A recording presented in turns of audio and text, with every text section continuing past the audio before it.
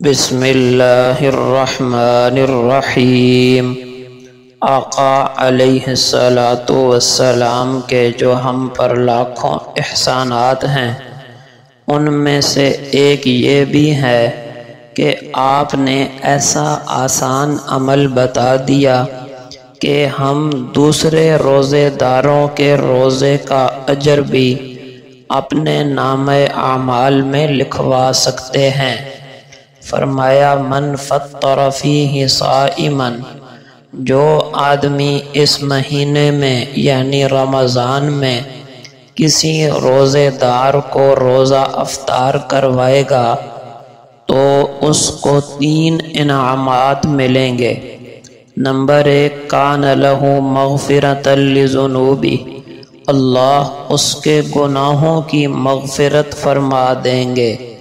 Number 2، وعتق رقبتہ من النار، اللہ اس کی گردن کو جہنم سے آزاد فرما دیں گے۔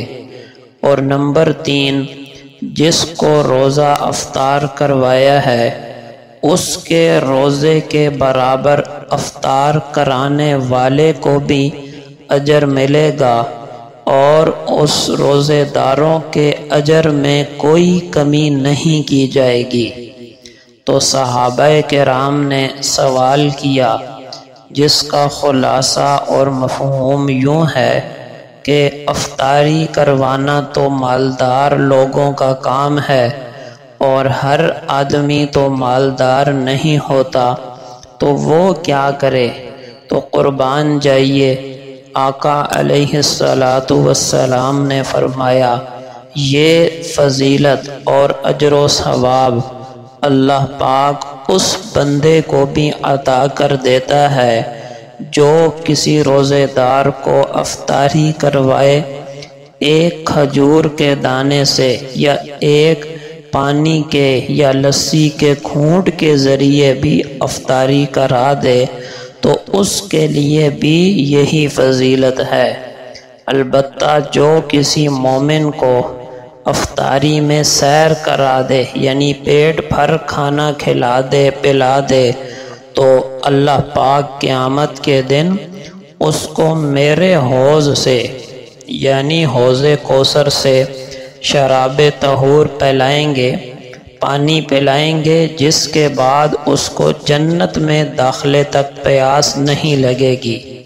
تو رمضان کی برکات میں سے یہ برکت ہے جس سے ہم اسی مہینے میں سب سے زیادہ فائدہ اٹھا سکتے ہیں۔ اس کے علاوہ رمضان کے بعد بھی آقا علیہ السلام نے ایک ایسا عمل بتا دیا جس کے ذریعے ہم ساری زندگی روزے رکھنے کا اجر و ثواب حاصل کر سکتے ہیں۔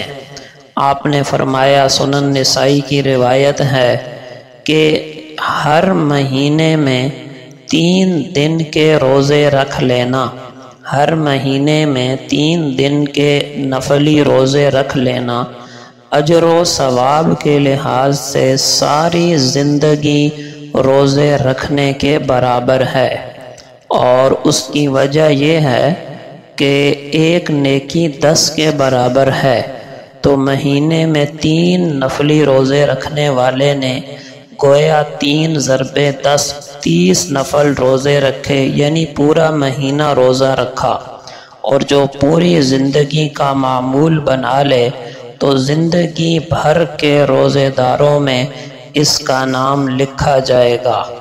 عمل کم اور اجر بہت زیادہ۔ اللہ پاک ہر مسلمان کو ان فضائل سے خوب فائدہ اٹھانے کی توفیق عطا فرمائے۔